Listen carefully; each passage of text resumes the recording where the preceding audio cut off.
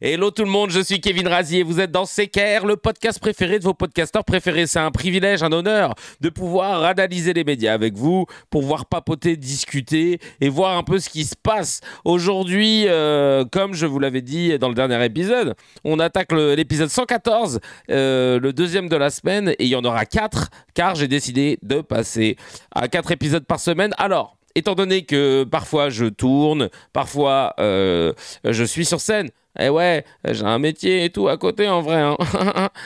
C'est pas facile de mêler tout ça, donc c'est pour ça que j'ai besoin de force et de soutien, que vous puissiez répandre la bonne parole, soutenir comme vous le pouviez avec vos petits deniers sur le Tipeee, c'est chambé, mais voilà, on va essayer de faire 4 épisodes, charbonner comme il se doit, et à chaque épisode, je vous annoncerai l'heure à laquelle je streamerai le lendemain, parce que avec un emploi du temps un peu mouvant, comme ça vous êtes prévenus. Si vous pouvez être là, c'est cool en live, sinon c'est pas grave, vous pouvez tout rattraper sur CKR Replay sur YouTube, sur toutes les plateformes de podcast, et sur la chaîne principale il y a toujours le bon scan de Razi.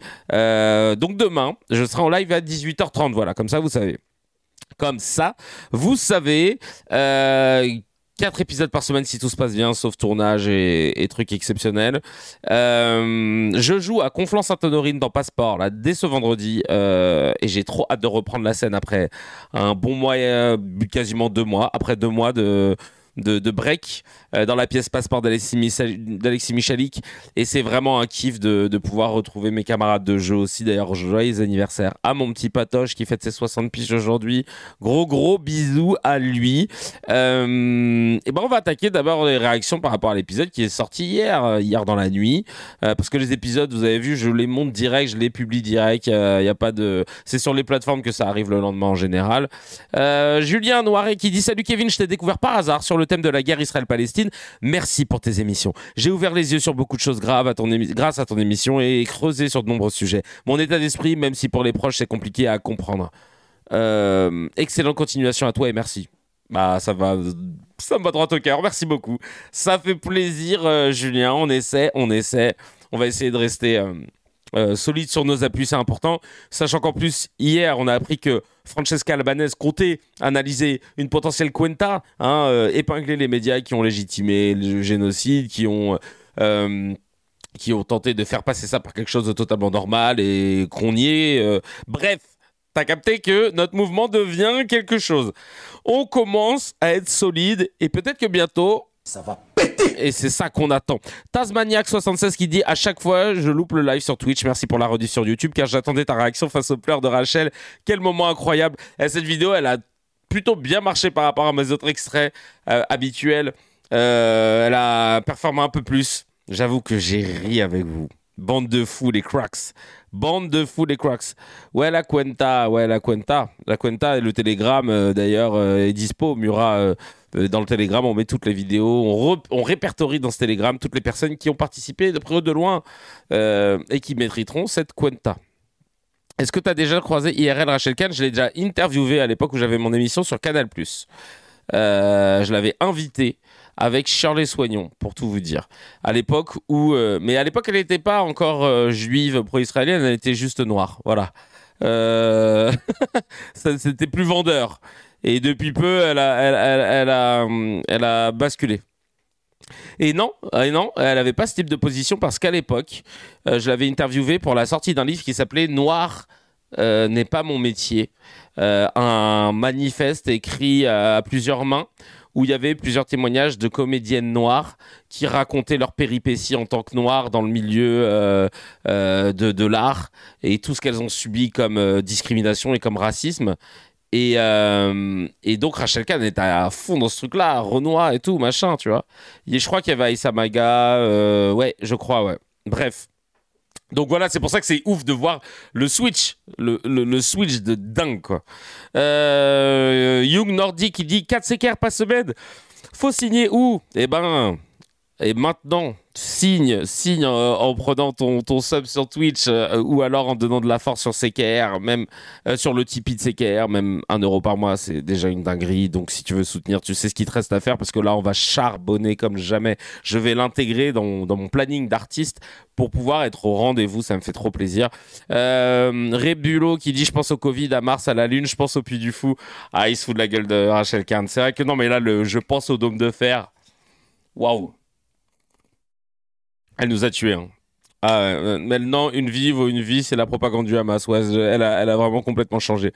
Je pense au Covid. Non, il me faut absolument le logo IFIAC, Kevin. Ah, il t'a plu? Ce logo IFIAC, j'en suis assez fier. Je sais pas s'il y en a qui ont vu la fameuse IFIAC Institute, hein, je résume pour celles et ceux qui débarquent. C'est l'institut de sondage préféré de tous les gens sur CNews notamment.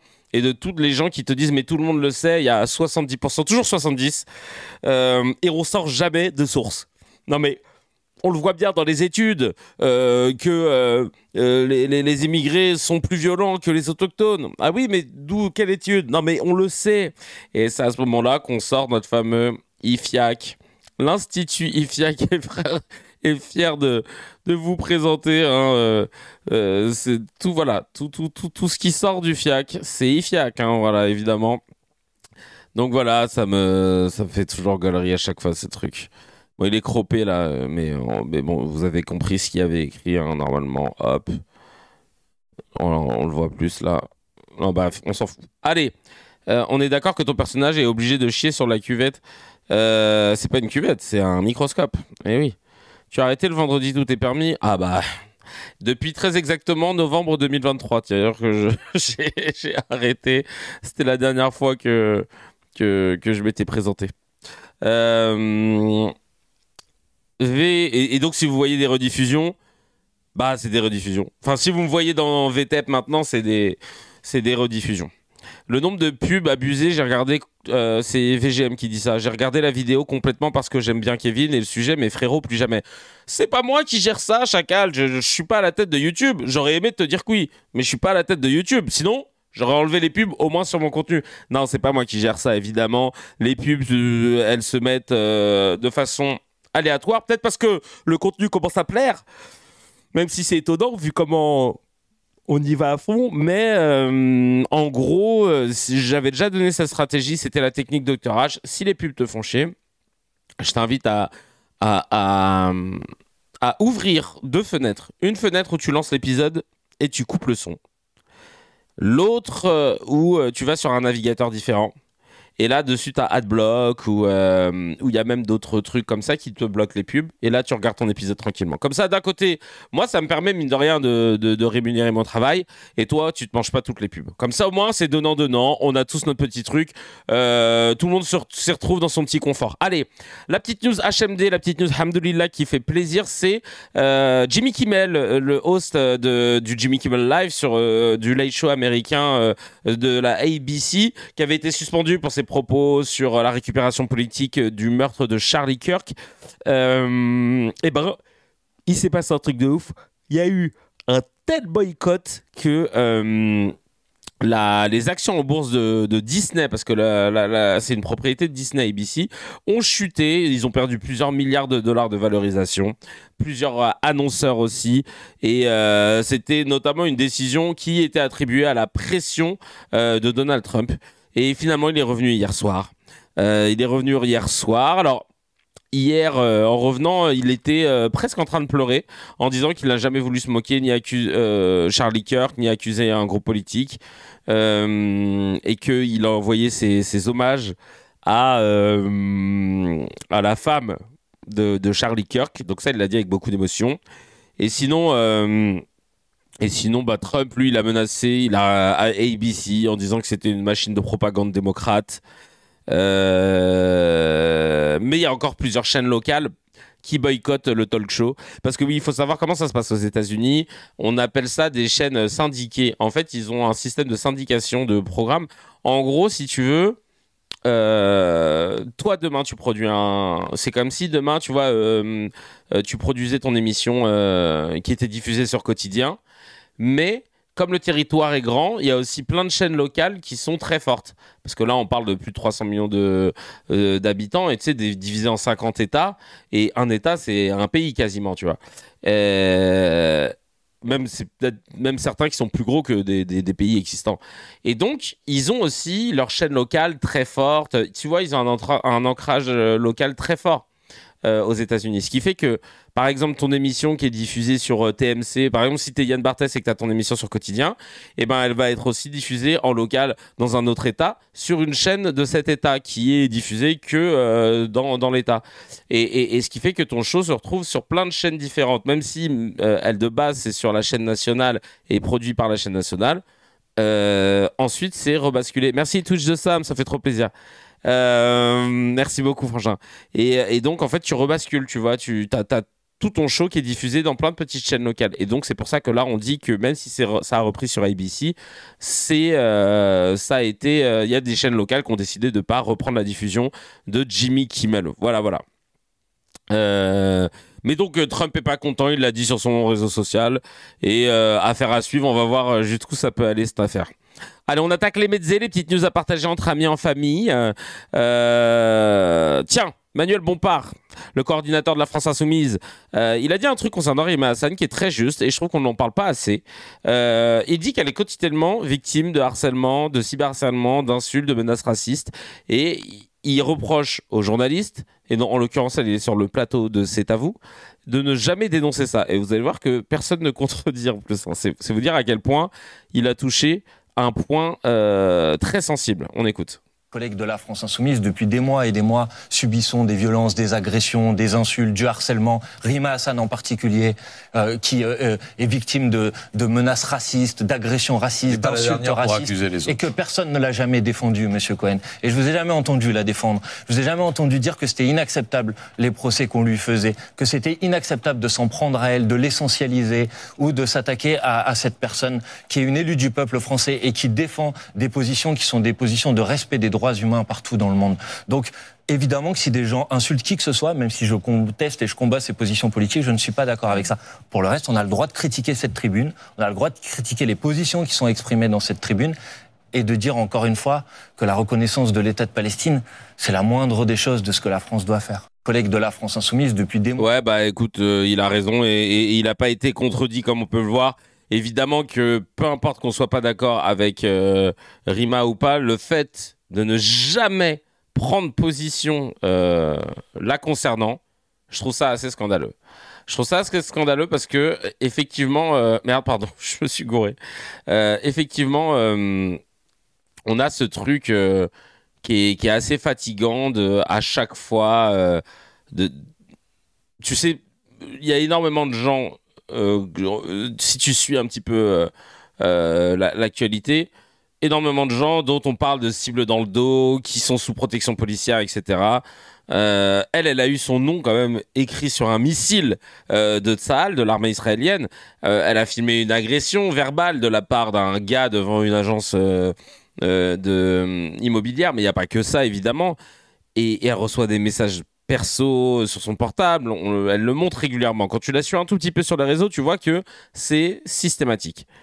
Et quand c'est Routel Krief, quand c'est Zemmour, quand c'est la petite Mila, quand c'est Arthur, en gros tout ce qui est très à droite de l'échiquier politique, et ben là tout de suite on s'apitoie sur leur sort, on se dit que c'est pas normal, c'est pas juste, peu importe leur opinion, ils n'ont pas mérité de vivre ça. Et Rima Hassan, et d'ailleurs la plupart des gens racisés et de gauche, ou du moins aux antipodes de leurs idées, hein, aux journalistes de droite, aux journalistes tout court même, hein, j'ai l'impression, ils ne se sont jamais préoccupés de toute la vague d'agressions, d'harcèlement, de menaces dont elle a fait l'objet, Rima Hassan. Et je trouve ça scandaleux parce que, en fait, ça en dit long sur le mépris, ça en dit long sur la non-considération. Comment là, ouais, non, mais là, tu vois, demain, je me suis toujours dit ça. Si demain, Rima Hassan décède, se fait assassiner par quelqu'un comme Charlie Kirk, vous verrez qu'ils feront tout pour minimiser en mode non, mais après, il faut dire qu'elle joue avec le feu. Non, mais après, il faut dire que. Il faut dire qu'aussi, en même temps, je n'approuve pas ce qui s'est passé. Tu vois, ça va être des bails comme ça. Regarde, je te fais déjà le film. Je n'approuve pas ce qui s'est passé. Je ne dis pas. C'est scandaleux, c'est horrible. C'est horrible. Et on condamne sur l'antenne de CNews ce qui s'est passé. Mais on peut remarquer qu'effectivement, à force de jouer avec le feu, non mais c'est pas ce que je dis, mais à force de jouer avec le feu, on se brûle. Moi, mon père me le disait toujours ça, mais il a raison. Mais c'est-à-dire que on peut pas s'étonner. On peut pas s'étonner que quelqu'un qui répète des saillies ne tombe pas sur un fou qui le prenne au mot. C'est ça que je veux dire. Mais tu vas voir, ça va être ça. Il suffisait de condamner. Ouais. Non mais c'est sûr, c'est sûr. C'est sûr que ça va se passer comme ça. Enfin, je pose la question. Oui, voilà, comme une meuf, comme le dit Mani, qui se fait agresser. Derrière, on lui dit, elle avait qu'à s'habiller autrement. C'est exactement ça. Et d'ailleurs, pour vous montrer à quel point le traitement médiatique est incroyable chez Rima Hassan, regardez le Figaro TV, qui s'est dit que ça va être cool d'inviter l'autrice d'un livre qui s'appelle Nora Bussigny. Le livre, c'est Les nouveaux antisémites chez Albin Michel. Et regardez le sujet pour vous montrer le niveau intellectuel de nos médias. Je montre quand même les liens qu'elle avait en secret avec la communauté juive, sa volonté de se rendre en Israël. Je fais témoigner. Elle a appris l'hébreu, elle a eu un amoureux juif. Elle était même très au fait des célébrations juives, plus que. Bah oui, moi aussi, parce que j'ai grandi avec beaucoup de potes de confession juive dans le 19e arrondissement. Ouais, mais du coup. C'était frappant, quand on vous dans le livre, moi, quand plus que la famille de son ami. Exactement, parce que c'était une famille qui était une famille juive très laïque, et c'est elle qui, par exemple, allait leur souhaiter chaque fête, dont même eux parfois ne se rappelaient pas. Elle allait. Mais moi aussi, je le fais sur les réseaux. Bon, j'ai pas voulu le faire là pour Rosh Hashanah parce que j'avais peur qu'il y en ait qui. Enfin, je l'ai dit à titre perso, genre si je parle à un pote, je sais qu'il est confession juive ou qui fait ça, je dis ah bah tiens, Shana Tova, mais je me suis dit lundi, ils vont croire que je me délecte de la reconnaissance de la Palestine. Et leur dire, par exemple, voilà, que son cours d'hébreu était annulé. Et surtout, elle cachait cette relation, justement, parce qu'elle était d'une famille de confession musulmane et eux étaient juifs. Rima Hassan. Bah oui, donc en fait, ouais, c'est ça. Normalement, pour moi, ça la disculpe. T'as raison de tout antisémitisme, en fait. C'est pas logique. Donc, début octobre, elle fait quoi quand on la repère en 2023 ? Alors, qui elle est exactement ? Rima Hassan, qu'est-ce qu'elle fait à ce moment-là ? Elle a été son ex-fiancé, lui, va repérer sa forme de radicalisation en 2014 quand elle part au Liban. N'importe quoi. Putain, on n'a pas la suite. Est-ce qu'on est dégoûté de pas avoir la suite ? Non, on n'a pas la suite de cette merde, mais vraiment, on n'est pas dégoûté. En tout cas, ce qui est génialissime avec le niveau intellectuel français dans les médias, c'est que si jamais vous vous sentiez con toute votre vie, que vous vous sentiez en dessous des autres quand ça débattait, aujourd'hui en 2025, je peux vous dire que c'est le moment de prendre sa revanche. Regardez ce que je fais moi aussi. Comme ils sont tous ultra cons, on a tous une carte à jouer pour passer pour quelqu'un d'intellectuel. Enfin, bien sûr, plus communément appelé, non pas un intellectuel, mais un essayiste, évidemment. On est tous essayistes. Je suis essayiste, vous êtes essayiste. Là, vraiment, c'est on est tranquille. Là, c'est surtout un kippa d'amalgame qui... Une kippa d'amalgame. Merci à cette tapinerie. Oula, merde, je voulais dire une phrase à la Franck Tapiro, j'ai dit tapinerie. Est-ce que ça colle pas au final ? Une tapinerie, ouais. Ah oui, non, mais là, on est tous... on va tous aller... Essayons alors, oui, on va tous aller essayer ensemble, hein, vraiment. C'est un truc de malade. Ouais, une tapinerie, voilà. Pour les jeux de mots autour de la kippa, c'est une tapinerie de Franck Tapiro. Des fois, je crois que je suis bête, puis je me suis souvenu que Pro existe. Non, mais évidemment, toujours. Et en commentaire, il y a Mina qui dit c'est un petit parallèle avec la légende urbaine, comme quoi Hitler serait devenu antisémite parce qu'il se serait fait briser le cœur par une femme juive. Bref, on la voit avec ses manœuvres. Mais oui, mais c'est d'un ridicule. Franchement, ils ont pas peur, vraiment. Il y en a qui sont plus racistes que d'autres, comme dit Nafta, exactement. Et on continue avec un peu d'acharnement. Bah oui, toujours sur Rima, hein, parce que sinon c'est pas marrant. Petit acharnement, là on va regarder, c'est Caroline cette semaine. Forest. Caroline Forest, qu'est-ce qu'elle nous a dit? On regarde. Cette semaine, c'est cette grande enquête Rima Hassan dévoilée. Premier amour juif, double jeu, influence, échec. En un mot, qu'est-ce qu'on apprend dans cette enquête? C'est une enquête... Rien du tout. Rien d'intéressant. C'est vraiment inédite de Nora Bussini que je conseille vraiment à nos spectateurs. C'est beaucoup plus grave que s'acheter une robe Dior. Ce qu'on trouve dans le passé de Rima Hassan sur... Cette semaine... Je m'épose parce qu'elle dit c'est beaucoup plus grave que de s'acheter une robe Dior. Vous savez pourquoi elle dit ça? C'est parce que Anne Hidalgo, elle s'est fait épingler avec des 40 000 € de frais utilisés avec ses deniers de publics et non pas perso pour s'acheter des robes chez Dior, des bijoux, des trucs comme ça. Donc non, c'est pas beaucoup plus grave que... Non mais vous vous rendez compte, la meuf? Je dois me capter. Elle est en train de dire c'est beaucoup plus grave que de se s'acheter. Non, c'est pas beaucoup plus grave que quelqu'un qui a été élu et qui utilise des deniers publics, donc nos impôts, pour s'acheter des putains de robes Dior avec des bijoux, etc. Non, c'est pas plus grave, cousine. Chacalette, là, qu'est-ce que tu nous fais? C'est pas plus grave. On en a strictement rien à foutre de savoir que Rima Hassan a eu un amant juif, un amoureux juif dans le passé. On en a rien à foutre et ça ne raconte rien. Et regardez la médiocrité de ces pseudo-journalistes essayistes qui sont surtout racistes, comme vous l'avez dit dans le chat. C'est que elle dit que c'est plus important avec son vieux journal de merde, la Franc-Tireur. Elle nous dit oh, c'est quand même plus important. Mais non, non, ça suffit en fait. Ça va être quoi? D'ailleurs, elle nous l'a pas dit, mais elle est scorpion. Et je pense que ça, c'est une donnée beaucoup plus importante que les 212 milliards d'euros de crédit d'impôt. Je pense au bouton de manchette. Je pense au dôme de fer qui nous regarde là-haut. En tout cas, non mais je comprends pas. Ce qu'on trouve dans le passé de Rima Hassan sur son entourage, les influences algériennes, iraniennes, son récit sur son premier amour juif pour se dédouaner de l'antisémitisme, il parle dans Franc-Tireur. On a retrouvé beaucoup de ses premières connaissances avant sa mue politique. Et franchement... Son récit pour se dédouaner d'être antisémite en parlant de son petit ami juif. Vous avez déjà entendu Rima Hassan sur les plateaux de dire non mais attendez j'ai un petit ami juif. Elle a jamais fait une Chalençon. Hein. Non mais mes amis sont juifs. Elle a jamais fait ça. Elle n'a jamais fait ça. Bah on est d'accord. Enfin et de quoi elle parle? Pourquoi elle est invitée? Franchement c'est un portrait glaçant. Doit-on demander? C'est un portrait glaçant. Oh comment elle fait.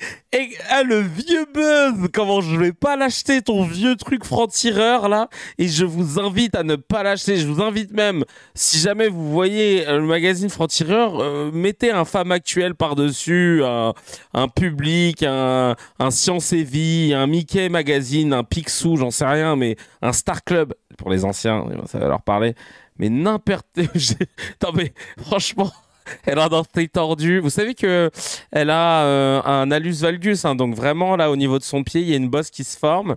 Voilà, non mais je pense que les gens doivent savoir. Hein. Les gens doivent savoir. Donc un canard enchaîné, bah oui, encore mieux, un canard enchaîné. Un têtu, mais oui, mettez tout par-dessus ce magazine de merde. Vraiment, parce que là, mais j'hallucine. Oh, le vieux truc qu'ils ont sorti. Non mais quand même. Vous vous rendez compte, on en est où? Genre, c'est beaucoup plus important pour elle que quelqu'un qui détourne des deniers publics. Non, mais on marche sur la tête dans ce pays. C'est un truc de ouf. On marche tellement sur la tête que même quand on monte à des politiques qui ont fait de la merde, regardez comment les gars rigolent. Ils s'en foutent. Ils n'ont aucun compte à rendre. Ça aussi, c'est cool. Croyez-moi, là, quand on va passer à le décret CKR, il y aura le décret sur les journalistes qui n'ont pas le droit de dire de fake news. D'ailleurs, j'en profite. Parce qu'il y a un No Cracks qui s'appelle Jubev et Jubev il était à l'origine d'une vanne. C'était la station en direct de la station Termar. Et j'ai dit hier que c'était une blague de Jules, mais c'était une de ses blagues. Voilà. Il m'a dit, normalement, décret CKR, tu as 48 heures pour modifier ce que tu as dit à la même heure et tout. Alors là, c'est pas à la même heure exactement, mais c'est dans un épisode. Voilà. Donc je le dis, la station Termar, c'est Jubev et c'était pas Jules. Allez, on écoute tout de suite le mec qui fait du chantage. Voilà. Du chantage, prestations sexuelles pour un appart. C'est l'impact de vos mesures fiscales sur le budget des ménages. À gauche, c'est-à-dire ici, les plus pauvres, et à droite, c'est-à-dire ici, ce long trait bleu qui est ici, les plus riches. Pour les 7% les plus pauvres, il n'y a quasiment pas de gains et même des pertes de pouvoir d'achat. Les Français qui sont vraiment gagnants après vos réformes fiscales, ce sont les 0,1% qui sont les plus riches. Regardez, c'est le trait bleu qui est ici le plus à droite, qui est très haut.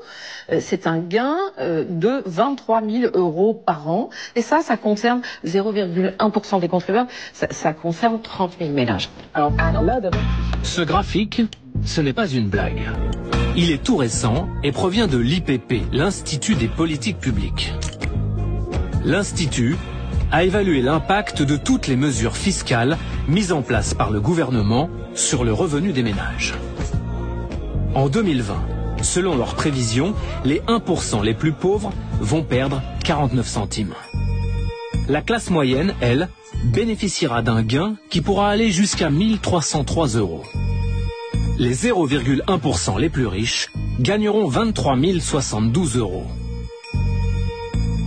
Ah bah super. Là, d'abord, si vous constatez, ce sont bien sûr, vous l'avez dit, les chiffres du PLF. L'Institut des politiques publiques. Hein. Chacun pourra dire. Vous pensez que l'Institut des politiques publiques fait des blagues? En tout cas, votre graphique, en l'occurrence, c'est pas une blague. Il est assez rigolo. C'est une blague belge. Politique fiscale. C'est comme si je mélangeais. En plus, il fait le malin. Hein. Politique non, mais c'est comme si nous mélangions des concombres, des navets et des carottes. Et je vous dirais vraiment, il y a beaucoup de carottes. Pas du tout. Ce sont tous des foyers français qui paient des impôts. Non mais il est d'une médiocrité, Moussa. Qu'est-ce que tu nous fais, Gérald Moussa?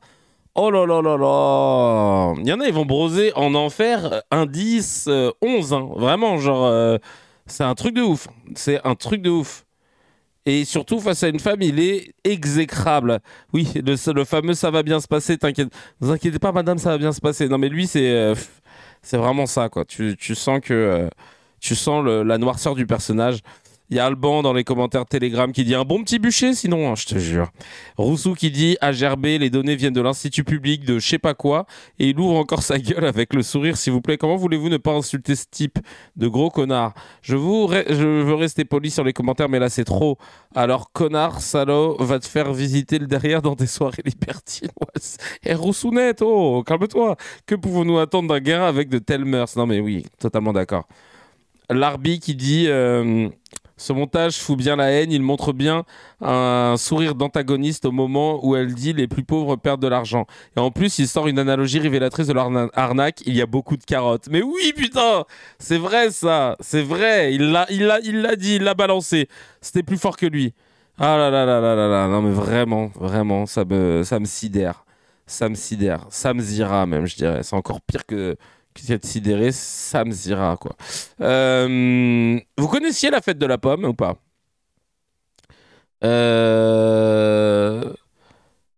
Faites rire, il lit les commentaires. Kevin ne dit plus d'insultes de lui-même.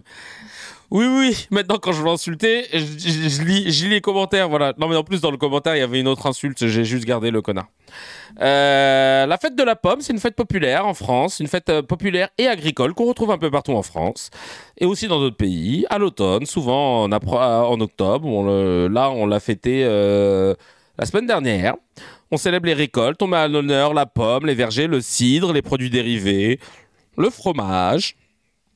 Voilà, un événement local. Il y a des marchés de producteurs, des dégustations, voilà, un peu de cidre, un peu de tarte, animation folklorique, concours de cuisine, parfois élection d'une reine de la pomme, hein, parce qu'on n'oublie pas le patriarcat, tout ça, c'est quand même pas mal. Bref, en résumé, c'est une fête du terroir autour de la pomme, de la convivialité. Voilà, c'est une bonne excuse pour aller picoler. C'est franchouillard, mais voilà, c'est dans notre culture. Et Bruno Retailleau, la semaine dernière, il était parti à la fête de la pomme, là. Il était où à la fête de la pomme, lui? Il était à je sais plus dans quel endroit. Dans l'Eure. Il était dans l'Eure. La fête de la pomme. Voilà, pour s'y rendre. Et puis on va écouter ce qu'il a raconté pendant la fête de la pomme. Dis-nous tout, alors. Conviction, par exemple, que la façade d'une mairie, ça n'est pas un panneau d'affichage. Et que seul... It's gonna be legend. Wait for it. Wait for it. Here it comes. Almost there.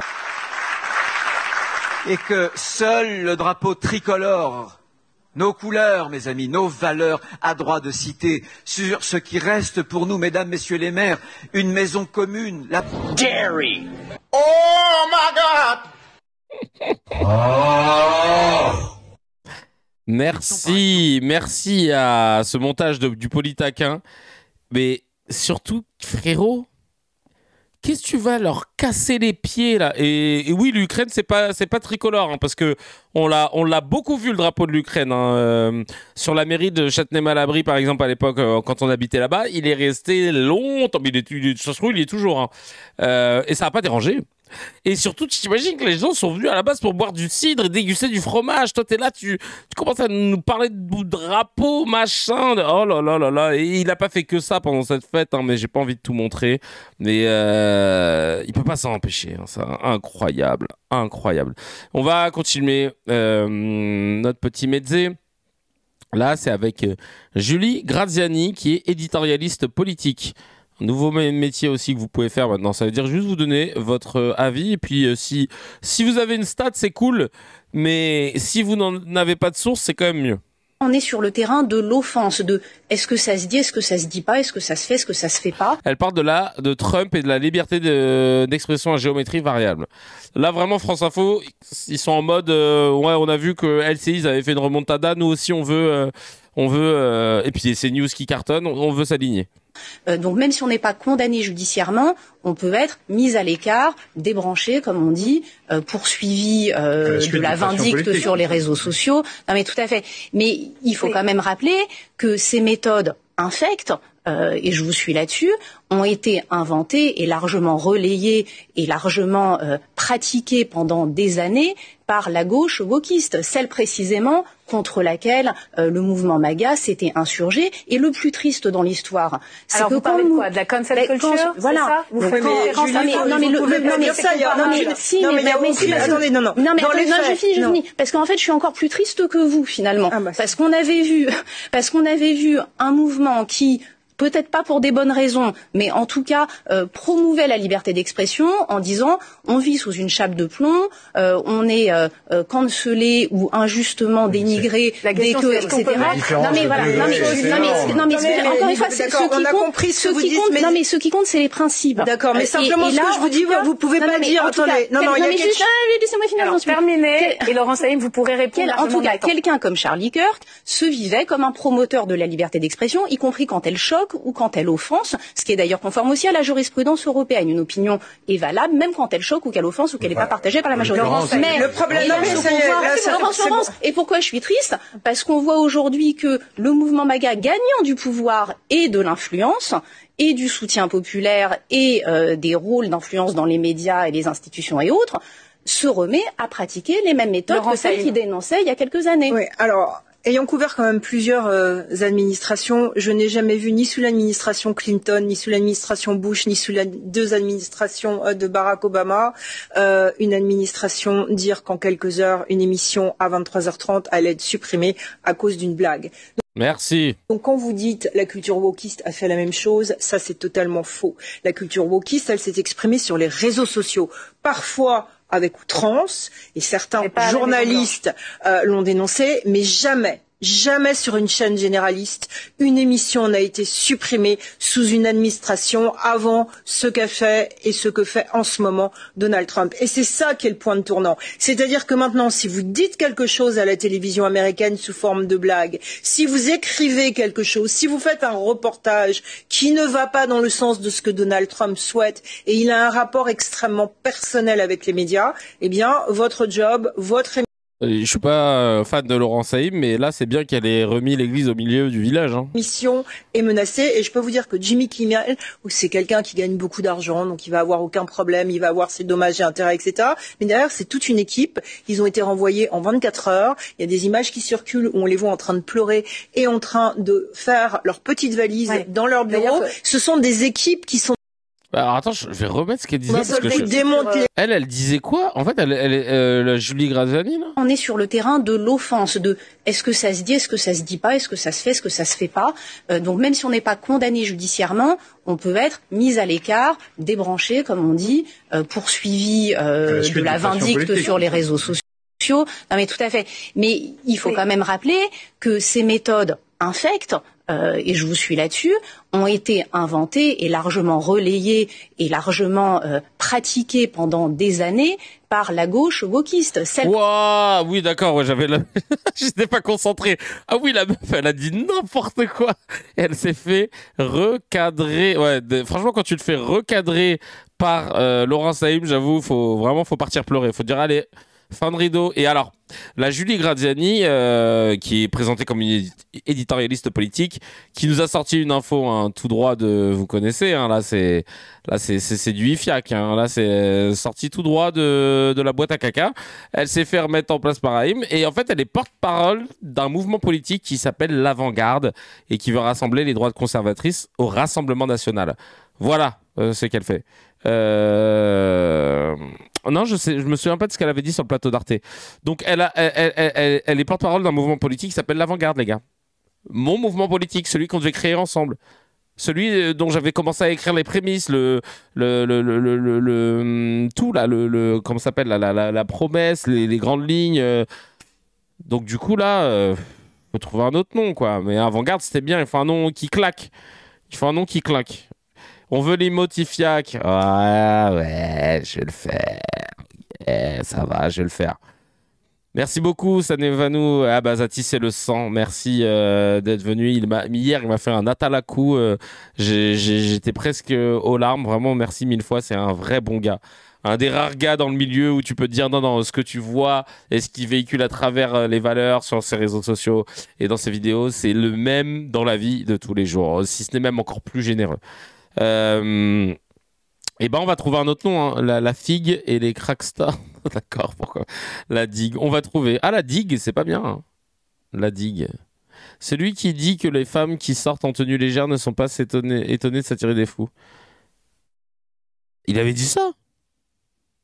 Ça j'ai pas vu. Ah bah Zatis, ouais, ça fait longtemps que je connais. Ah bah je savais pas. La garde d'avant.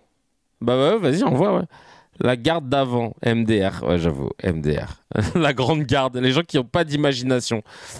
Discussion impromptue. Alors là, c'est du moment what the fuck, un petit moment Nutella rigolo à partager que nous offre Sarah Salman et Pascal Pro. Vous allez voir, c'est rigolo. Faut payer le jour de Rosh Hashanah. Faut payer l'entrée de. Bah vous payez votre place à la synagogue, oui.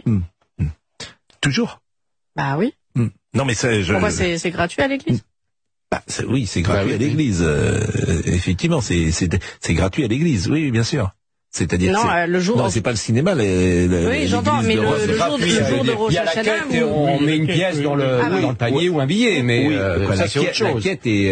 Non, mais vous avez des prix qui sont différents. Par exemple, si vous êtes au fond, c'est pas le même prix qu'au premier rang. Non, mais c'est intéressant. C'est Ticketmaster le bail. Non, parce que vous savez ça, voilà, tout le monde ne sait pas ça, mais ça pour n'importe quelle synagogue, n'importe quel jour de l'année. Non, pour Rosh Hashanah. Oui, pour Rosh Hashanah. Ah oui. Ah oui, pour l'office, un vendredi ou un samedi, vous rentrez comme ça. Est-ce que je peux rectifier quelque chose à l'antenne? Tout à l'heure, j'ai dit que l'entrée à la synagogue pour Rosh Hashanah était payante, et il y a quelqu'un qui m'écrit que je ne connais pas, mais qui me dit à juste titre que c'est le siège qui est payant et pas l'entrée. Bon, voilà. La discussion, elle est lunaire. Merci. Merci. Ah ouais, vraiment, c'est trop... Tu sens dans son qui est en train de se dire... Vous êtes quand même à fond sur... beaucoup d'argent dans votre affaire. Non, non. Ah, non, mais c'est bien. Mais... Quand même, hein, ça coûte des rondes. Nous, c'est la bonne franquette. Hein. On met dans la quête. Si t'as, tu donnes. Si t'as pas, tu donnes pas. Voilà, quoi. Je m'arrêterai là. Qu'est-ce que je voulais dire T'inquiète, Autobahn, on avait tous compris que tu voulais dire la Ligue. Non, mais on rigole avec toi, évidemment. On sait que tu parles de la Big. Donc le parti, tu veux qu'on appelle ça la Big, en fait, c'est ça? Ok. On passe au scan de Razi. Allez, c'est parti. Pour YouTube, le scan de Razi qui va être sur le sujet préféré de nos politiques, hein, comme d'habitude, vous connaissez. Parce que par les temps qui courent, il faut qu'on en parle. C'est le sujet numéro 1, c'est l'immigration et les étrangers. Voilà. Malgré tout ce qui peut se passer dans le monde, c'est une constante. Nos médias ont les reins solides. Ils ne veulent pas déroger à la règle, voilà, c'est genre... Là, il y a eu un petit peu de relâchement, ça parlait de reconnaissance de la Palestine et tout, hop, voilà. Ouais, un petit like, un commentaire, on n'oublie pas de partager, évidemment, merci beaucoup, Mani, de le préciser. Il y aura un épisode... Il y aura 4 épisodes par semaine. Le prochain sera demain en fin de journée. Et voilà. Donc, si vous voulez soutenir sur le Tipeee aussi, ça me permettra de pouvoir mener à bien cette mission. Évidemment, ça va bouger un petit peu selon quand je tourne, selon quand j'ai des spectacles. Mais globalement, ça me fait plaisir qu'on se retrouve 4 fois par semaine. Et à chaque fois, je vous annonce la date, pas la date, mais l'heure de stream, tout simplement pour le lendemain, comme ça vous savez. Soyez activez la cloche parce que vraiment ça va dégainer à n'importe quel moment, voilà. Comme une connerie de Rachel Kahn, tout simplement. Là c'est quoi? Là c'est une discussion autour de propos de Bruno Retailleau, et il y a eu un coup de colère de Najwa El Haïté après avoir franchi la ligne éditoriale de CNews. Le plateau lui est tombé dessus. Alors on va regarder. C'est alors Najwa El Haïté, je connaissais pas, c'est une conférencière avocate au barreau de Paris, voilà, qui a un doctorat en droit public, voilà, et qui est là, qui est invité. Alors on va regarder un petit peu ce qui s'est dit sur l'immigration, la faillite de l'État français. Attention, du petit lait. Je suis désolé, mais c'est pas Emmanuel Macron qui va entreprendre cette révolution. Oui. Parce que si vous voulez entreprendre une révolution, il faut déjà, 1, accepter le fait de base que vous êtes trompé, ce qu'Emmanuel Macron ne fera jamais, et de 2, reconnaître que l'immigration n'est pas une chance, ce qu'il ne fera encore moins. Donc à partir de là, une fois que ces 2 postulats ne sont pas respectés, là on brasse du vent. C'est de la mesurette. Mais c'est de la mesurette que vous faites. Non, Trump. Je vais écouter Trump. L'immigration délinquante et illégale. Non, je suis désolée. Quand il y a des hôpitaux, des hôpitaux dont les services... Attends, mais c'est qui lui? Vous connaissez ce gars-là là, qui vient de parler? Journaliste, Sébastien Ligné. Ok. De base que vous êtes trompé, ce qu'Emmanuel Macron ne fera jamais, et de 2, reconnaître que l'immigration n'est pas une chance, ce qu'il ne fera encore moins. Donc à partir de là, une fois que ces 2 postulats ne sont pas respectés, là on brasse du vent. C'est de la mesurette. Mais c'est de la mesurette que vous faites. Non, Trump. Je vais écouter Trump. L'immigration délinquante et illégale. Non, je suis désolée. Quand il y a des hôpitaux, Il est chef du service politique de Valeurs Actuelles. Voilà, donc il n'est pas dans le journalisme. Ça, si vous aviez un doute, voilà, il est dans le comme un troquet, il gère un troquet. Des hôpitaux dont les services sont tenus par des médecins étrangers. Vous ne pouvez pas dire. Vous avez des chiffres? De quoi les chiffres? Vous avez des chiffres? Vous parlez de médecins étrangers qui tiennent les hôpitaux. Il y a des hôpitaux. En banlieue, notamment parisienne. Quel hôpital? Quels sont les chiffres? En banlieue parisienne. Quels sont les chiffres, madame? Moi j'attends, parce qu'on parle beaucoup de les médecins. Mais toi, en tant que journaliste, t'es pas allé chercher? Étrangers qui sont en majorité dans certains hôpitaux. Montrez-moi les chiffres. Tout à fait. En banlieue parisienne, il y en a. Je suis désolée. Moi, je pense que s'il n'y avait pas d'étrangers, on arriverait à soigner les Français, madame. Oui, non mais le mec, il est incroyable. Il sort des infos tout droit de IFIAC et et il demande des infos. Lui, alors que lui, si Tifiac, il demande des infos, quoi. Bien qu'on me dise, les OQTF qui n'ont rien à faire en France, parce qu'il y a une obligation de territoire, ça doit pas être une obligation de quitter le territoire, et donc ça doit pas être une coquille vide. Mais Oh là là là là, mais il est con, pardon. Seigneur Marie-Joseph, il est, mais abruti. OQTF, ils sont venus comment, ils sont nés dans les... Chacun, l'OQTF, c'est pas un pays, hein, c'est pas l'organisation du Qatar, Qatar, Taïwan, Finlande. Non, mais déjà... Et puis, tu sais très bien que tu peux te retrouver au QTF alors que tu étais en situation régulière. Tout ça à cause d'une lourdeur administrative et de délais qui sont pas tenus. Enfin...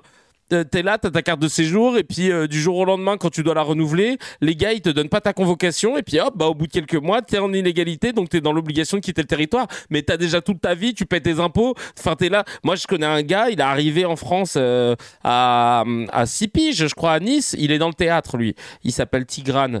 Et très grand metteur en scène, comédien de Molière, lui, il met en scène du Molière. Et il m'expliquait jusqu'à présent, il a 32, 33, il a toujours eu une carte de séjour, il n'a pas encore eu sa carte d'identité. Et il y a eu une fois où, raison administrative, il n'avait pas de carte d'identité, de titre de séjour pas renouvelé, mais pendant au moins 1 an.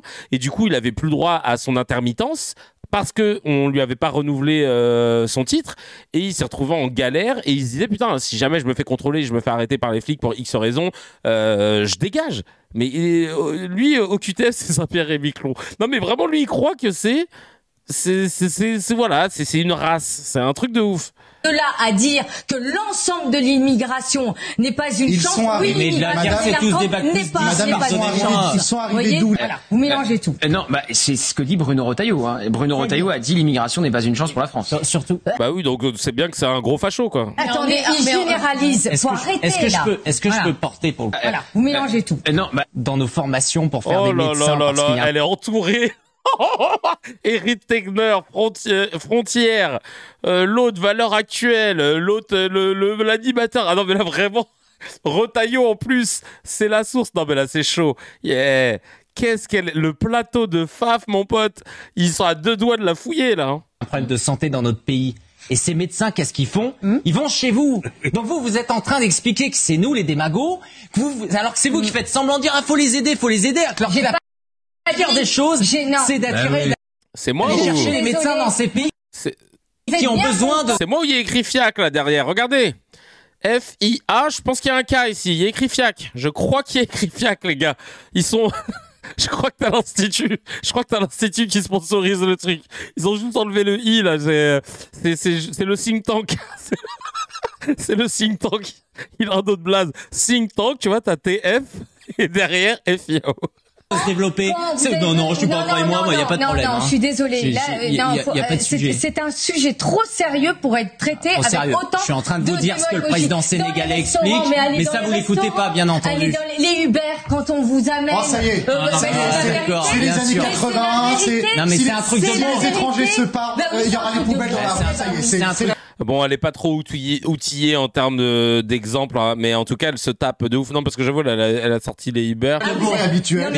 Tu savais, en fait, c'est bon argument, mais tu sais que tu mets le doigt là. Je vous laisse. Vous croyez en l'immigration zéro? Non, mais zéro peut-être pas, mais si on passait de 350 000 à 20 000, je pense qu'on verra. Mais qui est 350 000? Après, il s'étonne que la gauche ne veut plus y aller. Non, mais de ouf. Qui est ce 350 000? Alors. Du coup, comme ça raconte de la D, il faut savoir qu'au 1er janvier 2024, il y avait, source Univadis, 30 961 médecins étrangers en France. Tout diplôme non français, UE plus hors UE. Ces médecins étrangers représentent environ 13,1% de l'ensemble des médecins en exercice, toujours selon Univadis. Et plus précisément, la proportion est de 5,6% pour les médecins formés dans l'Union européenne et 7,5% pour ceux formés hors Union européenne. Et en 2021, selon les données du Health System Facts France, la part des médecins formés à l'étranger était de 12,3%. Donc c'est en augmentation. Et à l'hôpital, là c'est selon le syndicat des anesthésistes réanimateurs, publié dans lemonde.fr, 35% des postes de praticiens sont sans titulaire, en temps plein ou partiel, au 1er janvier 2024. Donc en fait, sans compter les déserts médicaux, zones où l'accès aux médecins, généralistes, spécialistes, etc. est très limité. Donc en pratique, oui, on manque. Si on prend l'hôpital comme référence, il y a 35% des postes vacants dans certaines spécialités. Pour certains praticiens hospitaliers qui n'ont pas de titulaire à ce poste. Donc clairement, oui, on en manque dans le secteur public. Donc oui, heureusement qu'il y a de l'immigration.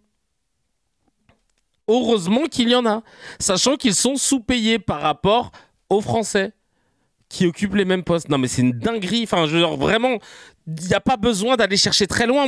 Moi Chacal, là, le pauvre comédien que je suis, j'ai réussi à trouver des chiffres, à être sûr que ce soit les bons, etc. Mais merci beaucoup Kiwi, merci beaucoup, merci. Non mais vraiment, genre, comment, quoi, que, hein, oui, non, bref, je sais pas, non, vraiment de la grosse merde. Voilà, j'ai pas les mots, mais c'est insupportable de voir la médiocrité journalistique, de voir qu'ils ne respectent pas ce qu'a dit l'Arcom. Encore une fois, parce que l'Arcom avait dit qu'il fallait avoir un cahier des charges, machin, d'équilibrer le plateau et tout, selon les sensibilités politiques. C'est pas fait. Clairement, le cahier des charges n'est pas respecté et c'était la condition pour pouvoir renouveler sa fréquence sur la TNT. Quand on sera au pouvoir, les gars, je vous le dis tout de suite, le décret CKR, il va passer en 49.3 s'il le faut.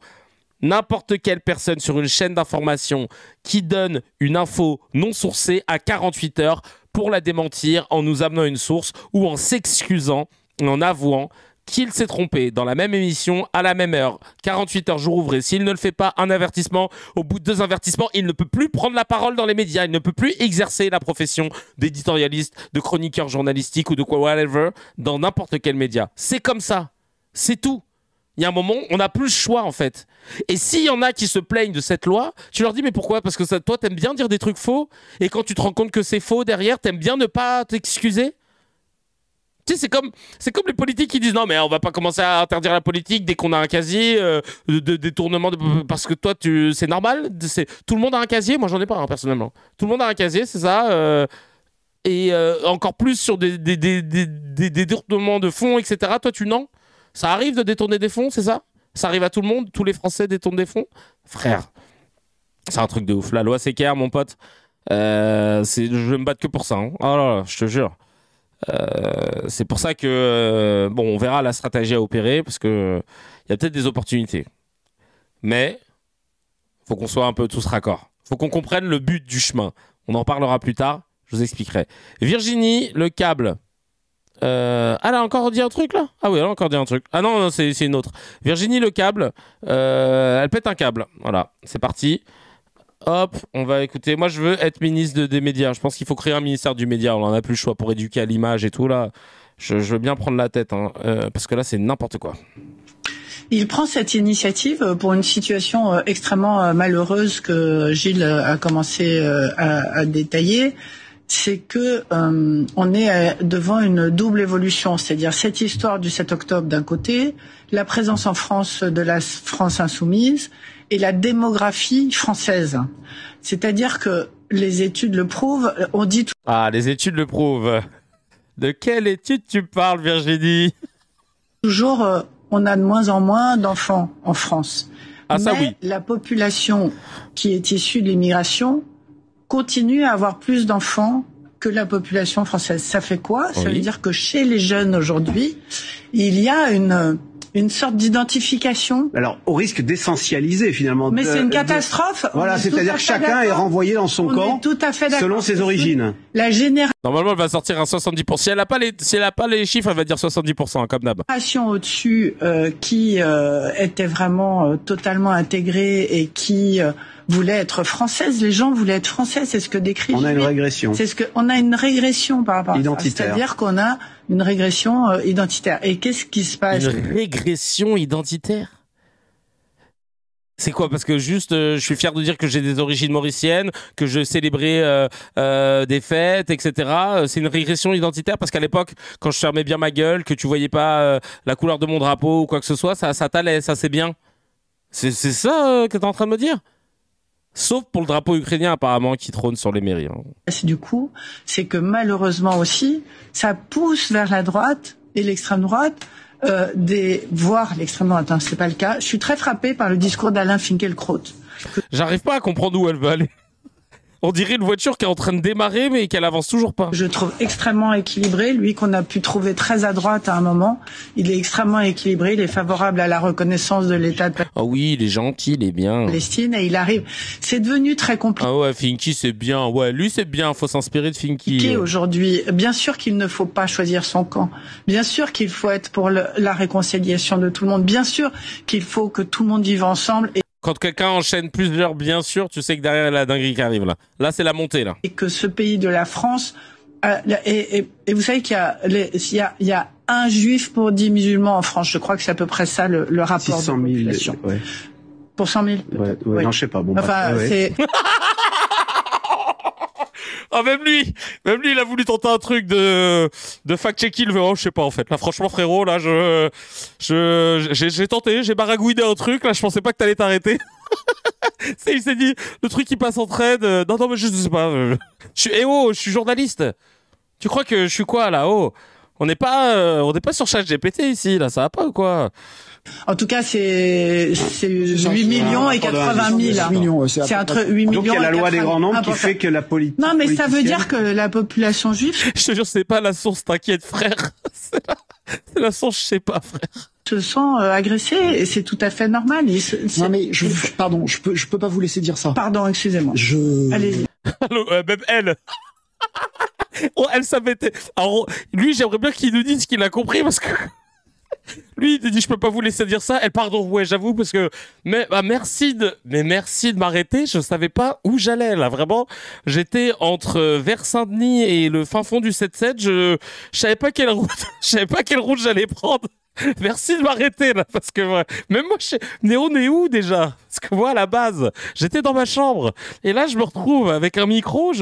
Bon, moi, j'ai parlé. Non, mais... Merci de... Elle le remercie, elle est contente. Parce que là, depuis tout à l'heure, elle pataugeait, la cousine. Pardon, je peux pas vous laisser dire ça. Pardon, excusez-moi. Elle est si contente. On ne peut pas à la fois. Allez-y, parce que là, moi, je sais pas où je vais. Protester contre l'essentialisation. Voilà, c'est ce que j'allais dire. Et essentialiser les Français d'origine musulmane. Parce qu'elle est dans un rapport de 1 pour 10 avec la population musulmane. À la limite, ça serait 1%. Ça ne devrait pas. 31% sur la jeunesse et ça ne devrait pas rentrer en ligne de compte. Ce n'est pas une question de domination ou de domination démographique. Putain, c'est grâce à lui que j'ai compris ce qu'elle a voulu dire. Wow. D'une population. Ça ne devrait pas être de domination Ah ouais. Oh là là là là là. On n'a rien compris. Oh là là là là. On n'a rien compris. Vraiment, la jeunesse est décolonisée. Non mais je comprends pas. Non, on n'a pas beaucoup de temps là. Faut pas. Je tarde non plus. On n'a pas compris en tout cas. Merci beaucoup. Mais non, ils oublient tout le passé colonial de la France, évidemment. Ils oublient que, comme le dit Kerry James, c'est vous qui avez choisi de mêler votre histoire à la nôtre. Et que, évidemment, c'est pas style, j'ai décolonisé, c'est bon. Pas de compte à rendre. Non, c'est bon. À vous de vous démerder. Non, mais c'est un truc de ouf.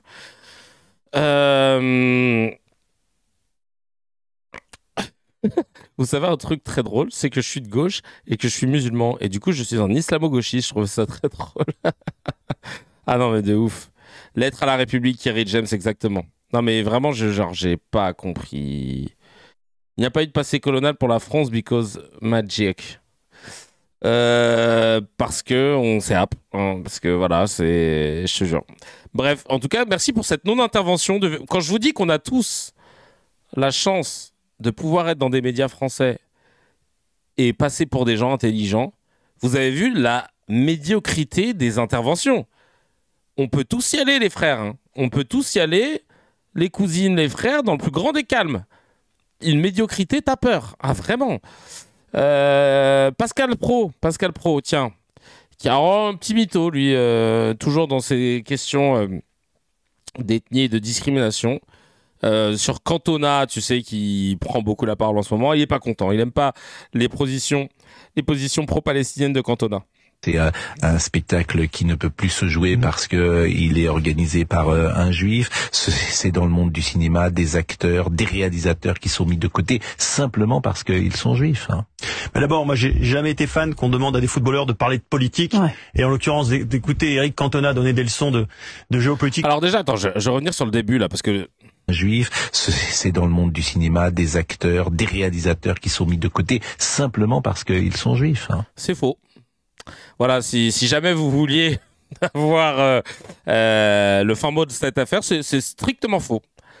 Totalement faux. Non mais genre vraiment.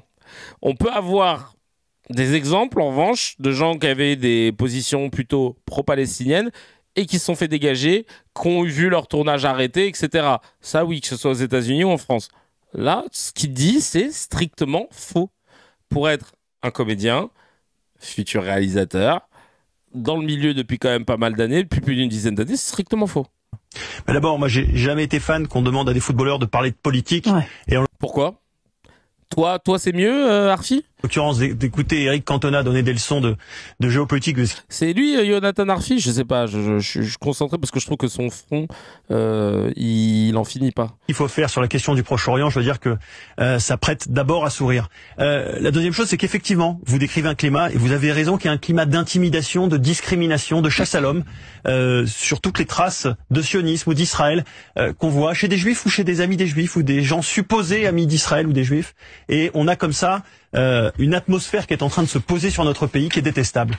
De voir un colloque dans une université boycottée, de voir des étudiants juifs exclus de groupes WhatsApp, moi, ça me révulse et j'espère que ça révulse beaucoup de Français.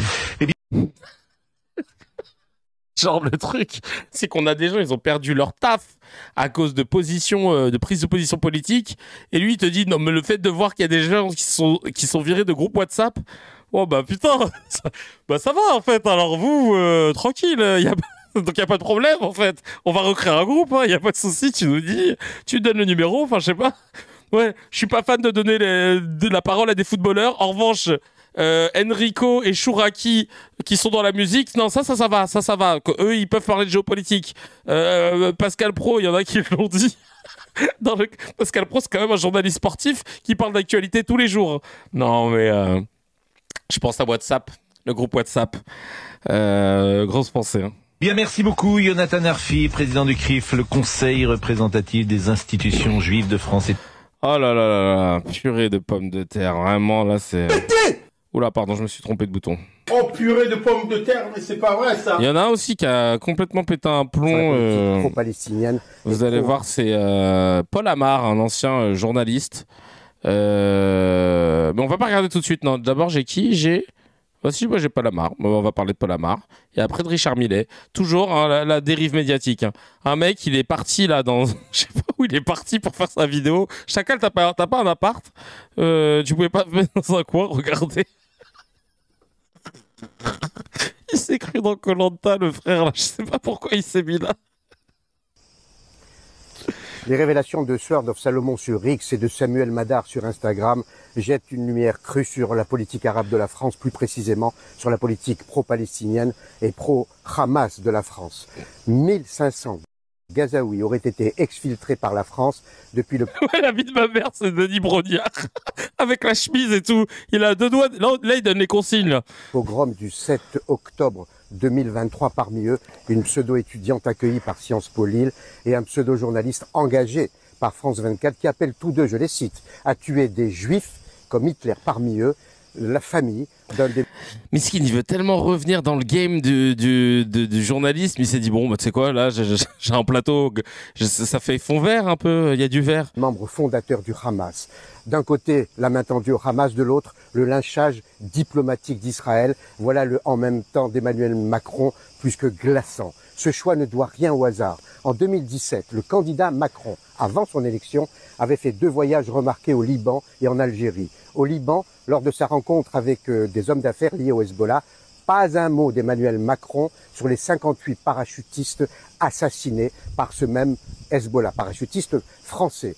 En Algérie, déclaration tonitruante sur le crime contre l'humanité commis par la France et silence coupable sur les atrocités du FLN contre les chrétiens, juifs, musulmans, harkis attachés à la France. En retour, qu'a-t-il obtenu? La libération de Boualem Sansal et des autres otages détenus par l'Algérie et l'Iran? Non. L'expulsion des OQTF algériens qui agressent, violent et tuent en France? Non. La question se pose aujourd'hui de savoir si le président de la République, qui n'a pas le soutien de son peuple, qui Il est dans un parc, mon frère. J'arrive pas à l'écouter, en fait. Il essaye tellement de mettre tellement de mettre d'intensité dans son JT. N'a pas de majorité, qui ne rende compte ni au Parlement, ni à la nation. La question se pose de savoir s'il peut ainsi agir à sa guise, en solo, en toute irresponsabilité, au sens politique du terme. Aux États-Unis, ils auraient déjà trouvé la réponse. Cela s'appelle la procédure d'empêchement. Ah, le mec, genre, à la fin, j'ai cru qu'il allait dire c'était Paul Amar pour Feuillage TV. Vraiment, il a tout le ton, c'est bien. Il a encore des skills, le daron, là. Il raconte de la merde. Et là, on lui a dit, frérot, t'as fait de l'effort, tu t'es mis sur un fond vert. C'était pas ça qu'on t'avait demandé, mais c'est pas grave. Vas-y, viens en plateau. Pardonnez-moi de vous le dire, mais il y aura plus de musulmans que de chrétiens à partir de 2050. Le combat ne fait que commencer. Ils sont en conquête. Le drapeau palestinien, qui est le drapeau, Michel le dira très bien, du califat, montre qu'ils sont en conquête. Ils tentent maintenant de conquérir les terres occidentales, les terres de l'Occident. Pardonnez-moi de... C'est marrant parce que c'est toujours les gens qui défendent les colons qui disent que tout le monde va les coloniser. Et t'as envie de dire, oui, mais on n'a pas de contre-exemple chacun. Là. Chaque fois, c'est toujours ah bah là, c'est l'Institut. Ah bah tu connais. Hein. Je vais vous montrer. Vous connaissez. J'ai pas besoin de vous en dire plus. Tout ça, il l'a sorti de l'Institut IFIAC. C'est l'Institut IFIAC. C'est l'Institut. C'est l'Institut IFIAC. C'est l'Institut. Et oui, c'est lui, c'est l'Institut IFIAC. C'est l'Institut qui retrouve toutes les sources au fond de ton UU.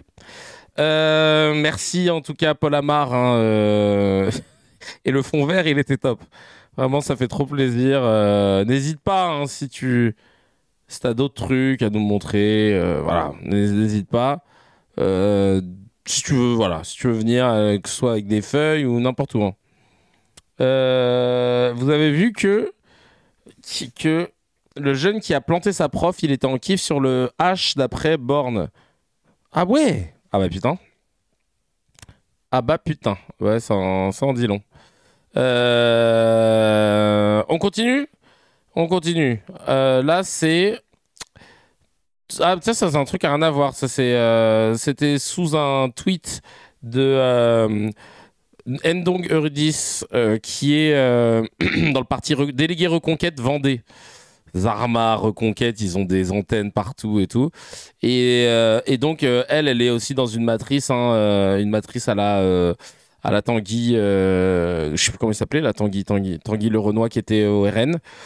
Et donc là, elle met... Il y a Marcel, le contre-il Marcel, qui met bravo à ces 86 communes et honte aux 34 869 autres qui ont affiché le drapeau palestinien.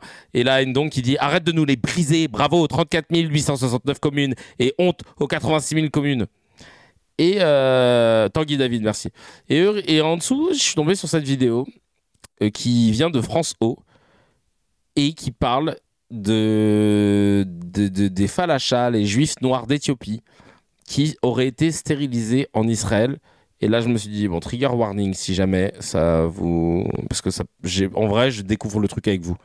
Ça se trouve, c'est pas trigger, hein, mais on trigger quand même. Oui, un contraceptif a bien été injecté de force à des juives éthiopiennes désireuses d'émigrer en Israël.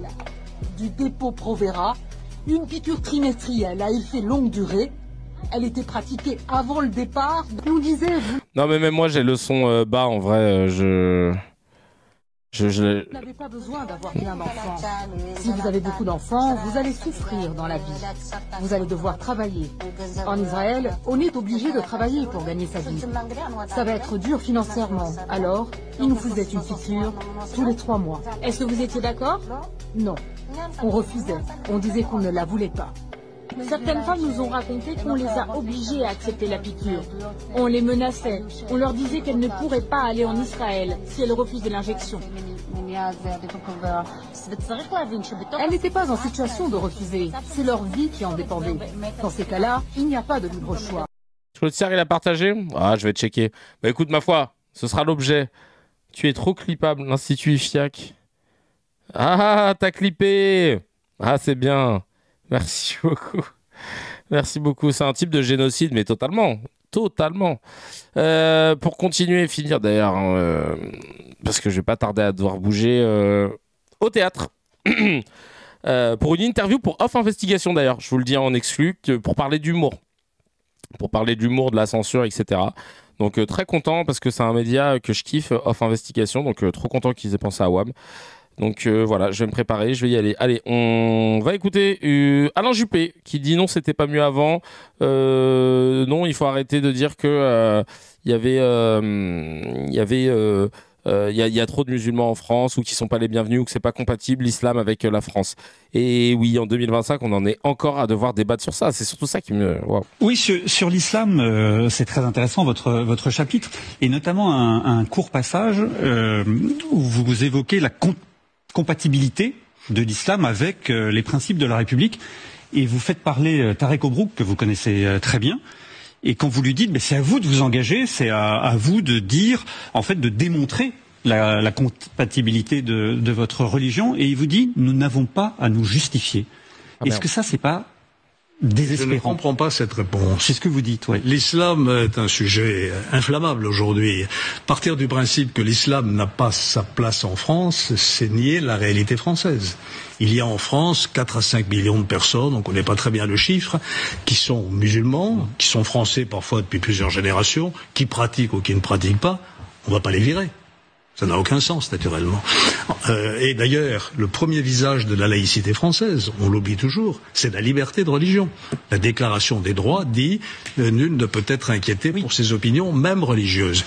Le deuxième volet de la laïcité, et c'est à ça que vous faisiez allusion, c'est la primauté de la loi républicaine sur les préceptes religieux. Et c'est la raison pour laquelle je suis évidemment totalement convaincu que la charia n'a pas sa place en France.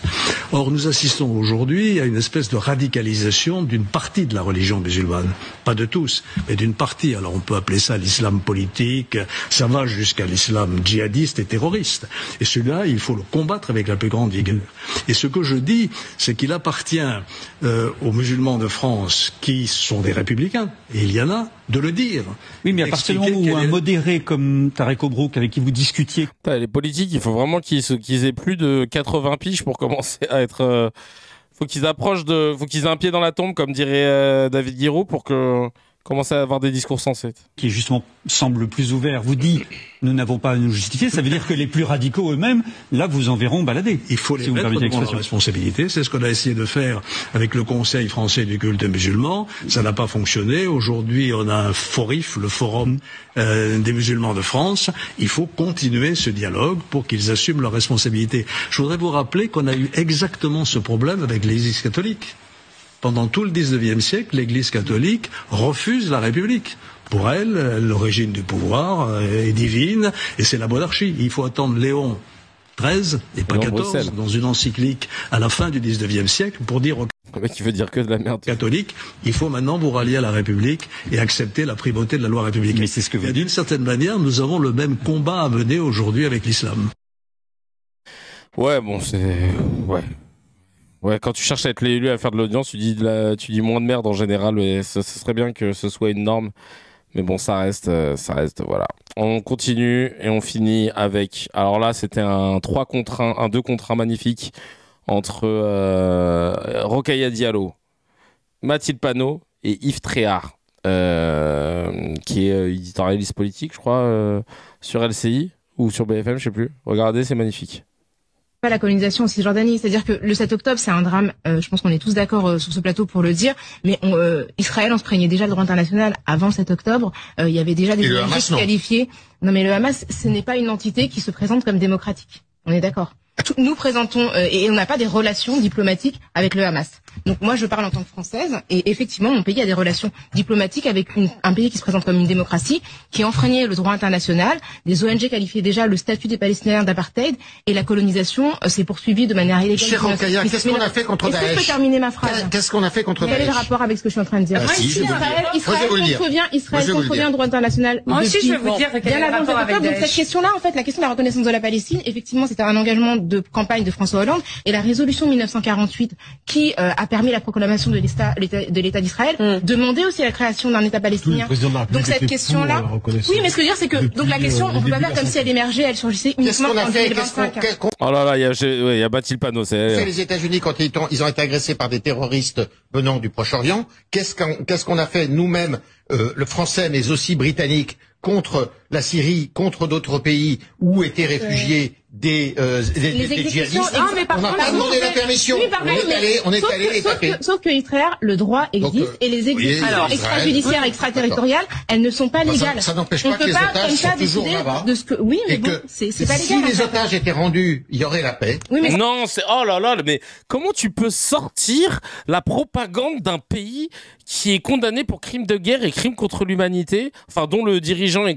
Non mais comment tu peux sortir ça dans le plus grand des calmes, alors que tu vois bien que tous les jours que Dieu fait, on a tout le temps des phrases de Smotrich, des phrases de Netanyahou qui te disent que eux, ce qu'ils veulent, c'est reprendre Gaza, c'est d'en faire quelque chose. Non mais damn.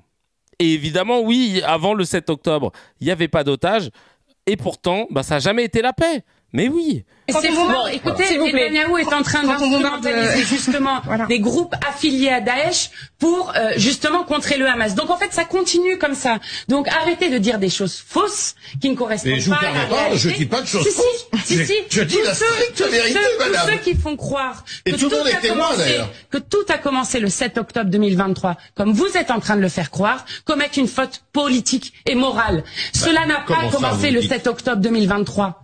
Nous parlons de colonisation, nous parlons d'apartheid. Non. Là, je vous parle de vie humaine. Alors, s'il vous plaît. Oui, moi aussi, je vous parle de vie humaine. Quand vous vous autorisez à parler de génocide, vous en parlez. Non. Il n'y avait pas de génocide avant le 7 octobre. Non, je ne m'autorise pas à parler de génocide. Ce sont les mots à la fois d'une commission d'enquête qui vient de l'ONU, ce sont les mots d'organisations internationales, c'est les mots qui viennent justement de la justice internationale. Donc après, si le droit ne vaut plus rien, vous pouvez le dire directement. Parce que j'ai dit, il faudrait que ces combattants du Hamas commencent par libérer ces otages. Oh là là, éditorialiste politique. Libérer ces otages, eh bien la guerre s'arrêterait. Voilà, c'est donc en gros il dit juste des trucs. Je vais vous expliquer pourquoi votre raisonnement est absurde. Pourquoi? Parce qu'il se trouve qu'il y a juste à côté la Cisjordanie. Y a-t-il le Hamas en Cisjordanie? Non, il n'y a pas le Hamas. Or, il se trouve que en Cisjordanie, il y a déjà plusieurs centaines et plus de milliers de morts. Le Hamas est au Qatar, sur la demande des États-Unis. Mais ça, j'ai oublié de vous le mentionner parce que oui, sinon ça nique un peu mon argumentaire. Et que il y a eu une décision, notamment de continuer la colonisation en Cisjordanie, et notamment une décision de la Knesset qui a été prise. Est-ce que c'est pas lié à votre avis? Ah oui, alors du coup, c'est le Hamas le problème ou c'est pas le Hamas le problème? Je vais vous dire. Et cousine, je suis éditorialiste, je veux pas commencer à te sortir des arguments avec des sources. Oh, bah oui, le mec, non mais vous vous rendez compte comment il est nul. Oh là là, lui, il arrive plus à cacher, tu vois. Et plus de milliers de morts, et que il y a eu une décision, notamment de continuer la colonisation en Cisjordanie, et notamment une décision de la Knesset qui a été prise. Est-ce que c'est pas lié à votre avis? Bah non. Ah oui, alors du coup, c'est le Hamas le problème ou c'est pas le Hamas le problème? Je vais vous dire. Là où vous vous trompez complètement, c'est qu'il faut une solution politique. Et que quand nous disons un crime est un crime, cela commence par arrêter Netanyahou, qui, je le rappelle, a agressé... Cela commence par arrêter le Hamas, qui rend les otages, et la guerre est finie. Mais c'est faux! Oh! On n'arrête pas de te le dire, Chacal, mais tu travailles où, en fait? Éditorialiste politique chez BFM TV, ça veut dire quoi? Ça veut dire que juste on te dit tu peux venir parler de politique? Ouais, mais j'ai pas de compétences. Bah oui, justement. C'est vraiment, ça s'arrête là, quoi. C'est un truc de ouf quand même. Et genre ça passe normal quoi. Et genre lui il est mieux payé que nous tous réunis. Il prend des 7K normales dans le plus grand des calmes. Au moins entre 4 et 7K par mois. Mais non mais... je suis énervé quoi.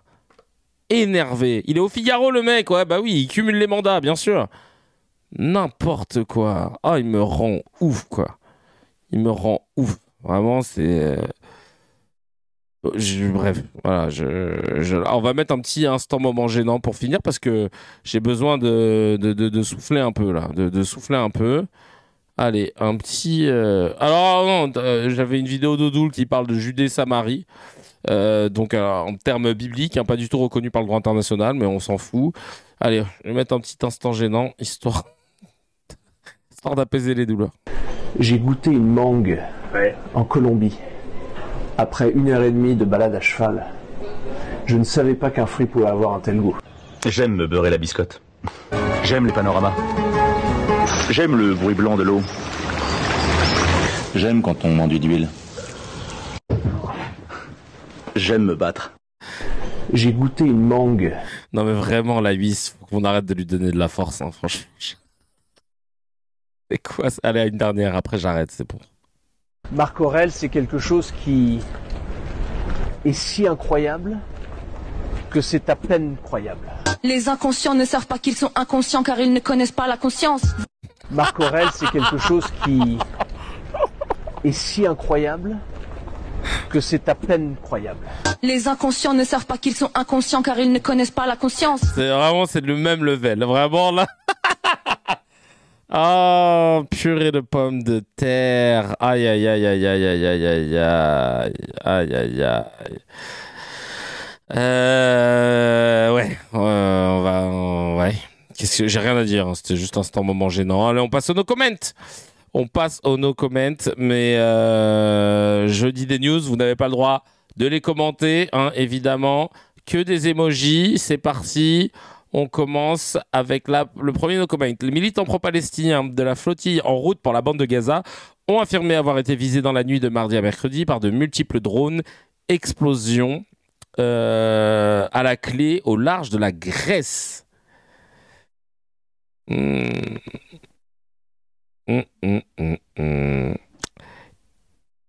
Inès, 25 ans, a été tuée par son ex-compagnon de 35 ans à Poitiers alors qu'elle avait porté plainte contre lui 5 fois en un mois. Il n'a jamais été placé en garde à vue.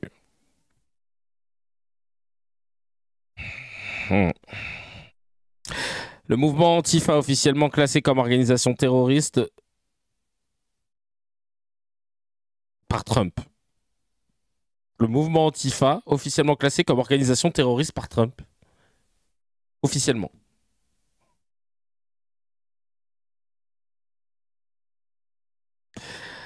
Ok, allez, on va mettre un peu de miel pour finir là, parce que du grand n'importe quoi, tout ce qu'on a lu. Pour finir, un miel de Nabli, de la région du Bélir. Bélir, ça fait vraiment une région, la région de Bélir. Le petit miel, il est ici. On va reprendre les arguments de l'armée israélienne qui parle de 3000 combattants du Hamas à Gazaville, à Bélir Nabli, avec cette question. Bélir Rambert. Les soldats de Tsahal peuvent-ils les déloger sans donner l'assaut et un assaut terrestre? Surtout, la question qui se pose, c'est quelle crédibilité pour ce type d'argument, puisque c'est un argument récurrent dont on a eu l'occasion malheureusement de vérifier son caractère absolument inconsistant. Je donnerai juste un exemple. Rappelez-vous la première attaque d'un hôpital à Gaza, Al-Shifa. Le discours, le narratif israélien consistait à présenter cet hôpital comme couvrant le quartier général du Hamas, rien que ça. Force est de constater qu'il n'en était qu'il n'en était rien, et que ce qui devait consister ou représenter une exception est devenu la norme, puisqu'il ne reste plus aucun hôpital vierge de toute attaque militaire, et que ce type d'argument n'est même plus mobilisé. Mais il reste effectivement une organisation qui s'appelle le Hamas, qui continue de vouloir faire la guerre à Israël. Oui, mais alors on en revient au schéma initial. Si on considère qu'Israël est dans une posture, une dimension de légitime défense, la légitime défense en droit international, ce n'est pas un blanc-seing, ce n'est pas une carte blanche. Surtout lorsqu'on se présente comme un État de droit démocratique. Il y a des exigences, notamment la proportionnalité de la riposte, et naturellement le fait d'éviter de commettre des crimes internationaux, qu'il s'agisse de crimes de guerre, de crime contre l'humanité, voire d'un génocide. Or, force est de constater, encore une fois factuellement et juridiquement, que premièrement, le Premier ministre israélien est poursuivi pour crime contre l'humanité et crime de guerre devant la Cour pénale internationale. J'allais dire pire, parce que historiquement c'est ce qui restera, en attendant la décision de fond de la CIJ, la Cour internationale de justice cette fois-ci, c'est l'État d'Israël. L'État d'Israël, pas le gouvernement de suprémacistes, juifs, etc. L'État d'Israël qui est poursuivi pour génocide devant la Cour internationale de justice. Donc ça, c'est établi.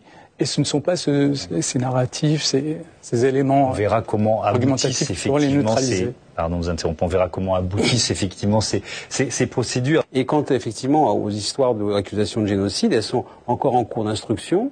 Il y a à noter par exemple que la Grande-Bretagne, depuis quelques jours, a annoncé que pour elle, il n'y avait pas de génocide en cours à Gaza, ce qui est assez intéressant du point de vue aussi de la réflexion globale qui est menée sur les massacres et la grande difficulté qui se passe en ce moment à Gaza. L'accusation de génocide, elle est plus que sérieuse. Et c'est intéressant que vous évoquiez le cas britannique qui n'a aucune valeur juridique. C'est un État qui... Oh, dis-leur-le, chope-le. Toujours avec calme. Oh là là, c'est incroyable. On positionne le jour où la commission d'enquête officielle, onusienne, reconnaît l'existence d'un génocide à Gaza. On comprend bien que l'accusation est difficilement acceptable du point de vue israélien. Mais là, on parle de la commission d'enquête officielle de l'ONU. C'est pas une entité, c'est pas un État, cette puissance occupante. Donc Israël exige, alors qu'en fait, du point de vue du droit international, elle n'a rien à exiger. Vous avez des avis de la Cour internationale de justice, vous avez des résolutions onusiennes qui demandent, qui exigent à Israël, et non pas l'inverse, de quitter ces territoires, tout simplement. La Ligue arabe demande aussi au Hamas de quitter le pouvoir. Il n'y a pas d'exigence unilatérale. Essayez pas d'instiller de la confusion là où c'est très clair. Non, je vous dis... non, mais excusez-moi. J'éclaircis vos propos. Ah, puis et en plus, il sait monter au créneau, en plus, tranquillement. Je vous parle du droit international, je vous parle pas de la Ligue arabe. Donc, du point de vue du droit international, cher monsieur, Israël est obligée de quitter ses territoires en Cisjordanie. Elle viole le droit international depuis des résolutions qui datent des années 60. Je rappellerai que d'après le dernier avis en date en la matière de... Ah oui, j'ai vu ça dans Parole d'honneur. Normalement, là, ça y est, c'est fini. Normalement, ils sont dans la surillégalité pour la 1 millionième fois en Cisjordanie parce qu'ils avaient 1 an pour quitter. Cour internationale de justice. Le système mis en place par Israël en Cisjordanie relève d'un système d'apartheid. Je reprends le terme utilisé. Et que, donc, il n'y a rien à négocier. Et ouais, et normalement, ça y est, c'est fini. Putain, il les a tellement terminés, mais merci pour ce miel long, hein. Un miel de 4 minutes, mais qui nous fait du bien.